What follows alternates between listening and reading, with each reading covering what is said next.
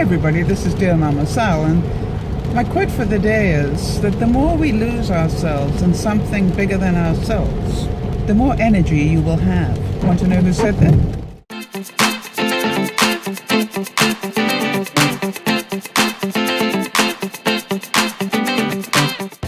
Hi everybody, this is Dear Mama Sal, talking a little bit about how to cope with your love, your life, and other problems with a little bit of wit and wisdom.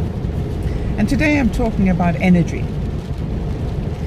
The quote that I gave you before the intro was from Norman Vincent Peale, and he is unfortunately no longer with us. He died in the early 90s, but he certainly was somebody I read a lot of when I was in my 20s.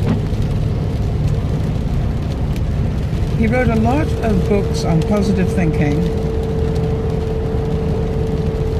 and I must admit, to a large extent, a lot of what he had to say made sense to me. So if you ever get a chance to watch any of his stuff, it's probably on YouTube now. Listen to what he has to say, because it definitely makes sense. And if we concentrate on the negatives all the time, what we're going to attract is negatives. And I think it was Brian Tracy that really did a big number on that issue. But Norman Vincent Peale talked a great deal about thinking positively about things and thereby getting a better outcome. But the quote that I had today was about energy. And basically what Norman Vincent Peale was saying was the more that you do, the more energy you will have. And what is energy? Energy is your ability to do things, if you think about it. How often do you say, oh, well, yes, I need to do that, but I haven't got the energy? So, like a lot of things in life, which comes first, the chicken or the egg? Will you get more energy by doing things, or do you have to wait for more energy before you can do things? From my experience, the choice is yours to a large extent.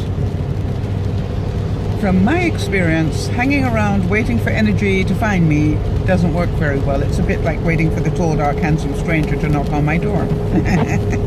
That didn't happen either. Right. So, if you think about it, if you do stuff, then you will actually feel better about yourself, which in turn gives you more energy. Or if you walk for 5 minutes out and 5 minutes back, which I did yesterday, it actually gives you quite a boost of energy. No doubt about it. So if you've got yourself into a cycle of doing less and less, which by the way I had, then don't be surprised if you have less and less energy. It makes sense, right? So if you want to increase your energy, instead of waiting around for it magically to appear, maybe with the tooth fairy or whatever, you've got a long wait. So like so many things in life, in order to get a result, you need to do something about it. I don't care how small it is. I don't care whether it takes you 5 minutes, 10 minutes, or 2 hours. But it needs to be something over and above that you would normally do. And that's will give you energy over and above that you would normally have. Now, I've got quite a story to tell you.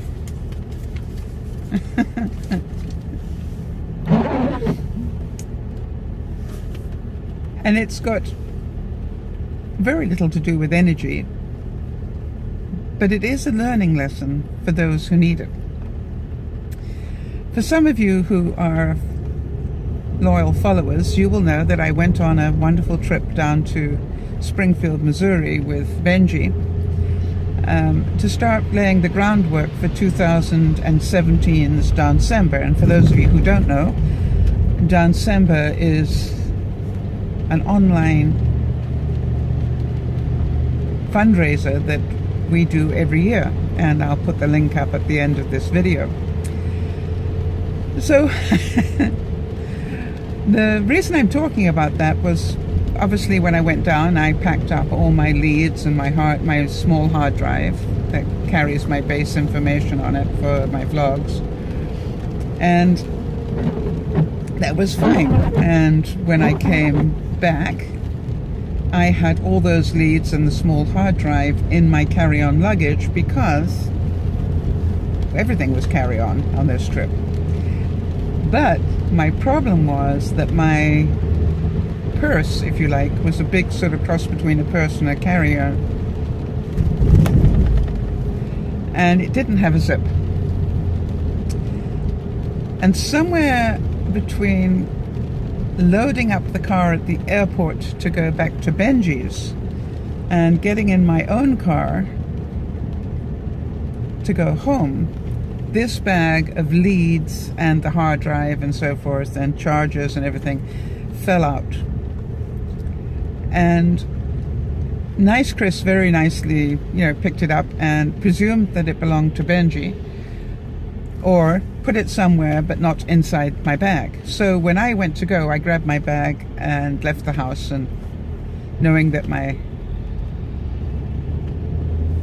everything was in there. Wrong. Now this is a long story in as much as now you've got to think about the fact, first of all, I had to identify where was it. And I first of all thought I'd left it on a plane, but then found out that Benji had found the bag. So that was awesome. And I'm glad I told Benji that I'd lost it, because he did say, no, we found it. So he offered to send it back to me, and which was very, very kind. And it arrived yesterday, and he was willing to overnight it. And I said, no, don't do that, because it was, the hard drive was heavy. And I knew that would be quite a cost. And it was quite a cost even sending it not overnight. But it got to me yesterday, and one of the things I needed to do was to pay $18 of GST and PST, which are the local taxes here. Well, for those of you who know Yvonne saw that and she was just about incensed, and she said, but that's your own stuff. It's not like you're buying new stuff. This is your own stuff that's being returned. You shouldn't have to do that. The should word, And I said, hey, I made the mistake. I left them. Benji kindly paid for them to come back to me, and I reckon $20 is a lot cheaper, or $18 is a lot cheaper than having to replace them all. So, no, that wasn't good enough for Yvonne. She has a lot of energy. And she has a lot of energy about justice. I don't know if any of you do that. When it's an unjust thing, Yvonne gets very energized. And she whisked the piece of paper away from me and said, let me deal with it. Yvonne has authority on the big scheme of things to deal with my accounting type stuff. So I said, okay. Not that I couldn't do it myself. She knew I wouldn't. It's like, really. But to her it was very personal. They ripped me off. Cut a very long story short, she phoned me this morning full of energy to give me the answer, which I thought I already knew. And she said to me, she gave me a long story about everything she'd done, for which I was very grateful. And then basically the bottom line was, we were out of luck. SOL. Because in order to get the refund of the $18, I would need to have all sorts of documentation proving that I owned them, and also, a myriad of things that you don't want to hear about, that just wasn't going to be my idea of fun. And at the end of it, I'd said, hey, better I pay the $17. I was stupid enough to... Well, actually, I wasn't stupid. Was I? No. I didn't know it had fallen out. So anyway, the good news was that what happened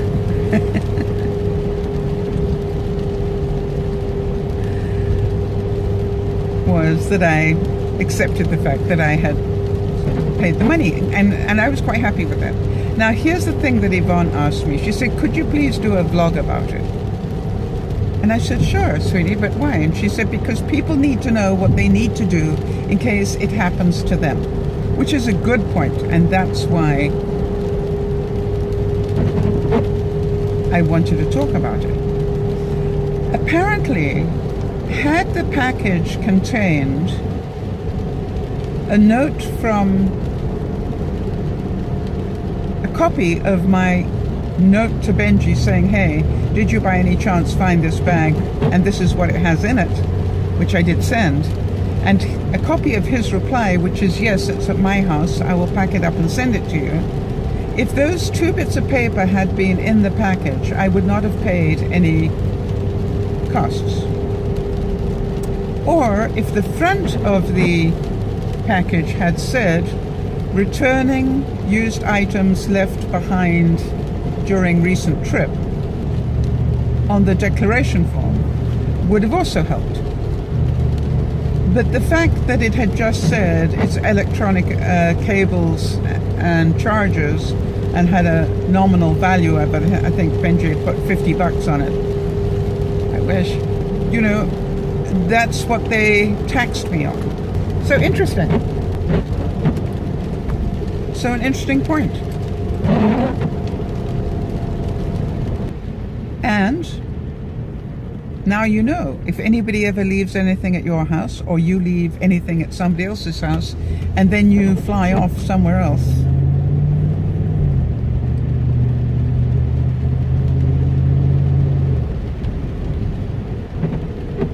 make sure that on the declaration you put returning goods to original owner left during a trip. Now, I tell you, it was interesting to me once as well, when I can remember, funny enough, it rings a bell with me now, that I was coming back from Africa once with some stuff that belonged to my mother. And one of the things that I had was a big brass bucket, if you like, almost an urn. It was, quite big. You think about a steering wheel, it's at least that diameter. And probably about 2 feet, 2.5 feet high. And it was an old wood bucket, brass, that we used to have in my home. And it had great sentimental value, along with two brass jugs that went with it. Anyway, when I was coming home from Africa, I remember that the customs people then asked me, well, what's the value? And I said priceless, which was my truth. These items were priceless to me. And the customs person said, no, what's the value? And I didn't know what to say, because you can't put a value on something like that. And then, bless her heart, I was almost in tears. And she must have taken pity on me, because she said, let me explain this a different way. Whatever value you put on this, I will have to decide whether to charge you taxes. So she said, if they're really basically second-hand worthless, and she was sort of nodding if she said it, she said, then obviously I wouldn't be able to tax you anything. And I smiled and said, oh, now I understand, thank you. These things? No, they're second-hand, long time since. They have no monetary value, purely sentimental value. And she said, oh, well then, I won't be charging you any duty. Got it.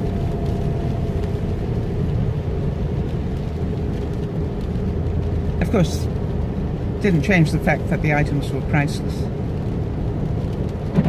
So I hope you enjoyed that story. By the way, if you enjoy stories like this and learn a little along the way, that's exactly why we're here. Don't forget to subscribe, and if you know somebody else that might enjoy this, please share. This is Dear Mama Sal saying, remember to look after one another, but most of all, remember to look after yourself. Thanks for listening or watching. Bye-bye for now.